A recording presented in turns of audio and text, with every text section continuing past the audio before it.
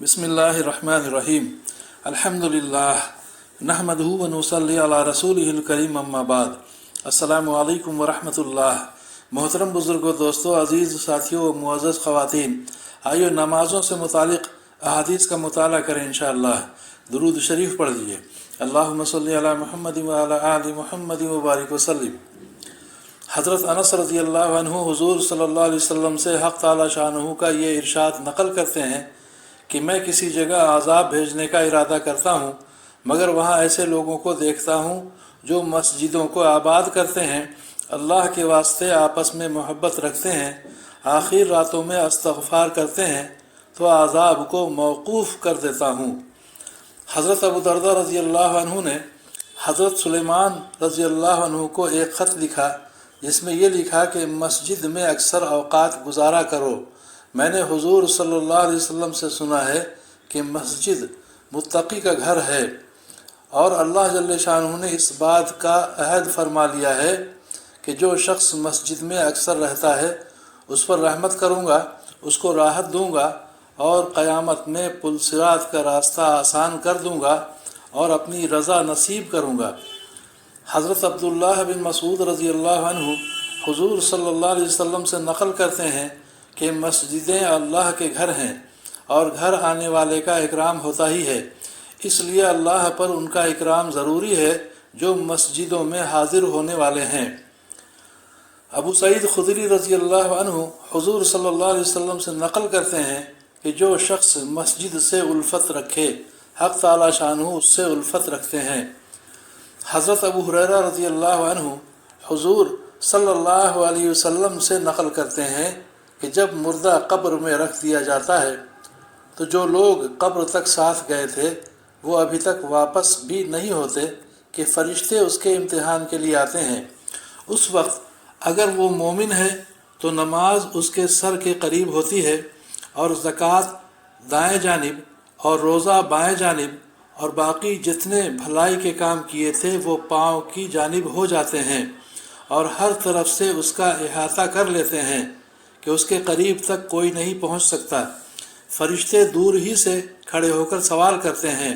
एक सहाबी रज़ियल्लाहु अन्हु इरशाद फरमाते हैं कि जब हुज़ूर सल्लल्लाहु अलैहि वसल्लम के घर वालों पर ख़र्च की कुछ तंगी होती तो आप सल्लल्लाहु अलैहि वसल्लम उनको नमाज का हुक्म फरमाते और ये आयत तिलावत फरमाते, वअमुर अहलका बिस्सलाति वस्तबिर अलैहा ला नसअलुका रिज़्क़ा नहनु नरज़ुक़ुका वल आक़िबतु लित्तक़वा। जो सूरह ताहा की आयत है, जिसका तर्जुमा है, अपने घर वालों को नमाज का हुक्म कीजिए और ख़ुद भी उसका एहतमाम करते रहिए, हम आपसे रोज़ी कमवाना नहीं चाहते, रोज़ी तो हम देंगे और बेहतरीन अंजाम तो परहेज़गारी ही का है। हज़रत अस्मा रज़ियल्लाहु अन्हा कहती हैं कि मैंने हुज़ूर सल्लल्लाहु अलैहि वसल्लम से सुना कि क़यामत के दिन सारे आदमी एक जगह जमा होंगे और फ़रिश्ता जो भी आवाज़ देगा सबको सुनाई देगी। उस वक्त ऐलान होगा, कहाँ हैं वो लोग जो राहत और तकलीफ़ में हर हाल में अल्लाह की हम्द करते थे। ये सुनकर एक जमात उठेगी और बग़ैर हिसाब किताब के जन्नत में दाखिल हो जाएगी। फिर ऐलान होगा, कहाँ हैं वो लोग जो रातों को इबादत में मशगूल रहते थे और उनके पहलू बिस्तरों से दूर रहते थे। फिर एक जमात उठेगी और बग़ैर हिसाब किताब के जन्नत में दाखिल हो जाएगी। फिर ऐलान होगा, कहाँ हैं वो लोग जिनको तिजारत और ख़रीद व फ़रोख्त अल्लाह के ज़िक्र से गाफिल नहीं करती थी। फिर एक जमात उठेगी और बग़ैर हिसाब किताब के जन्नत में दाखिल हो जाएगी। एक और हदीस में भी यही क़िस्सा आया है, उसमें यह भी है कि ऐलान होगा कि आज महशर वाले देखेंगे और ऐलान होगा, कहाँ हैं वो लोग जिनको तिजारती मशागिल अल्लाह के ज़िक्र और नमाज से नहीं रोकते थे। शेख नसर समरकंदी रहमतुल्लाह अलैह ने तंबीहुल गाफिलीन में भी ये हदीस लिखी है। उसके बाद लिखा है कि जब ये हजरात बग़ैर हिसाब किताब छूट चुकेंगे तो जहन्नम से एक उन्क यानी लंबी गर्दन ज़ाहिर होगी जो लोगों को फांदती हुई चली आएगी। उसमें दो चमकदार आँखें होंगी और निहायत फसीह ज़बान होगी। वो कहेगी कि मैं हर उस शख्स पर मुसल्लत हूँ जो मुतकब्बिर बदमिजाज हो اور مجمع میں سے ایسے لوگوں کو اس طرح چن لے گی جیسا کہ جانور دانہ چگتا ہے، ان سب کو چن کر جہنم میں پھینک دے گی۔ اس کے بعد پھر اسی طرح دوبارہ نکلے گی اور کہے گی کہ اب میں ہر اس شخص پر مسلط ہوں جس نے اللہ کو اور اس کے رسول صلی اللہ علیہ وسلم کو ایذا دی، ان لوگوں کو بھی جماعت سے چن کر لے جائے گی۔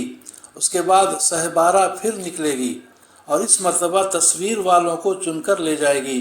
اس کے بعد جب یہ تینوں قسم کے آدمی مجمع سے چھٹ جائیں گے تو حساب کتاب شروع ہوگا۔ کہتے ہیں کہ پہلے زمانہ میں شیطان آدمیوں کو نظر آ جاتا تھا۔ ایک صاحب نے اس سے کہا کہ کوئی ترکیب ایسی بتا کہ میں تجھ جیسا ہو جاؤں۔ شیطان نے کہا کہ ایسی فرمائش تو آج تک مجھ سے کسی نے بھی نہیں کی، تجھے اس کی کیا ضرورت پیش آئی؟ انہوں نے کہا کہ میرا دل چاہتا ہے۔ شیطان نے کہا کہ اس کی ترکیب یہ ہے کہ نماز میں سستی کر اور قسم کھانے میں ذرا پرواہ نہ کر، جھوٹی سچی ہر طرح کی قسمیں کھایا کر۔ ان صاحب نے کہا کہ میں اللہ سے عہد کرتا ہوں کہ کبھی نماز نہ چھوڑوں گا اور کبھی قسم نہ کھاؤں گا۔ شیطان نے کہا کہ تیرے سوا مجھ سے چال کے ساتھ کسی نے کچھ نہیں لیا، میں نے بھی عہد کر لیا کہ آدمی کو کبھی نصیحت نہیں کروں گا۔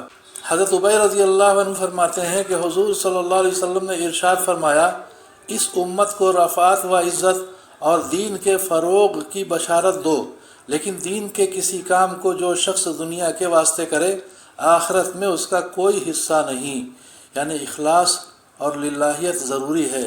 اس کے آگے آئندہ انشاءاللہ۔ وآخر دعوانا ان الحمدللہ رب العالمین۔ اللہ تعالی ہم سبھی کو سمجھ بوجھ کے صحیح عمل کرنے کی توفیق عطا فرمائے، ہم سبھی کی پریشانیوں کو دور فرمائے اور دونوں جہاں کی عافیت مقدر فرمائے، آمین یا رب العالمین۔